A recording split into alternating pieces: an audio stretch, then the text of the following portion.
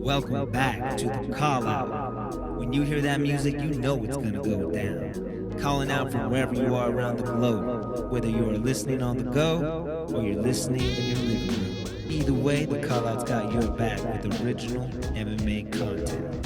UFC 296, the last pay-per-view of 2023.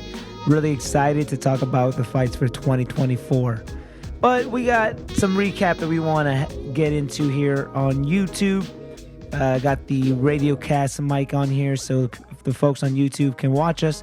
But we mostly play this radio show on Twitter Spaces. So make sure you're following us on Twitter or X, also known as X. You can find us there at the Call Out PC.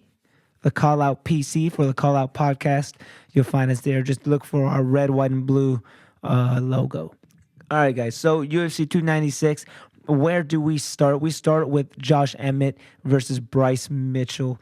This was a very vicious KO. Probably the scariest KO I've seen in a really long time. Definitely, I can't think of a more powerful one-punch knockout like this. I can't think of another time there was a scary one-punch knockout since the Francis time. I think this, for me, this was just as scary. Just because the way Bryce Mitchell fell straight to the ground and the way he was having those seizures or those kind of like convulsions, like he was on the ground. And it was scary, man. It was scary to watch. So congrats to Josh Emmett.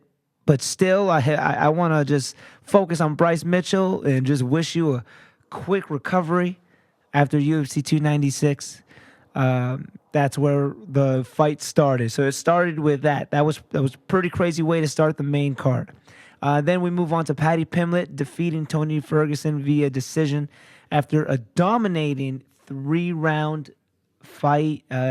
Paddy uses wrestling just to keep Tony down pretty much. Tony did have some good luck on the stand-up. I noticed that Paddy was actually looking pretty gassed after the fight, and Tony looked like he could have went 2 more rounds. He was just slow. He was just pretty slow the whole fight, and when he did land, it really wasn't doing much. But if it was a 5-round fight, I think this probably could have been a different result because Tony just wouldn't have stopped, and Paddy probably would have continued to have gotten tired. But he probably would have just continued to do those takedowns. And I don't know if Tony would have started to stuff those. I mean, those were too strong. And I just think Paddy was the way bigger guy. He looked huge. He looked way bigger than Tony. Interesting to see David Goggins in Tony Ferguson's corner, though. I knew he was going to be in there. Didn't really make much of a difference, but hey, at least Tony was tough enough to survive that first round and tough enough to not be finished by Paddy. So anyways, Paddy, who does he fight next? I think he should fight Drew Dober. Drew Dober is ranked 15. I know Paddy wants to get into the rankings. I'm sure he does.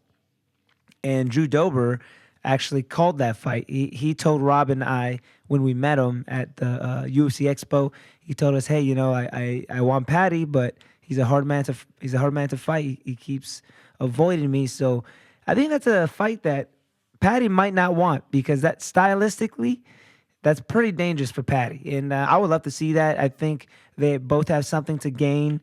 Drew Dober can probably take some of Paddy's steam if he beats him, and Paddy will take that 15 spot if he beats Drew Dober. And, if Drew Dober beats Paddy, that steam's definitely going to help him out because he is a star in the making. He just got to get some good wins, and this would be a really good win on his record just to go along with all the other great wins that he's had. All right, so next fight, we go Shavkat Rakhmonov versus Stephen Wonderboy Thompson. And he submitted Stephen Wonderboy Thompson in the second round. It's pretty much kind of what I thought, but still a little disappointed to see. I kind of wanted Wonderboy to win. But, man, Shavkat, he's so dominant, and I don't know who's going to stop him. I mean, that wrestling and that grappling is just so superior. I don't know if Leon can stop him. I don't know if Bilal can stop him. I don't know if any of those guys in that weight class can stop him. So, look, if Leon doesn't want to fight Rakhmonov, and he wants to fight Bilal, he can fight Bilal. And maybe in the meantime, we get Shavkat versus Gilbert Burns. And then Gilbert Burns can have that second chance. If he beats Shavkat, then maybe he can fight Leon. Or if Shavkat beats Burns, then he can fight the winner of Leon and Bilal. So, I don't know. What do you guys think about this matchup? Who do you think Rachmanov should fight next? The co-main event, look, great 5-round war between Alexander Pantoja and Royval. It wasn't much of a war, actually.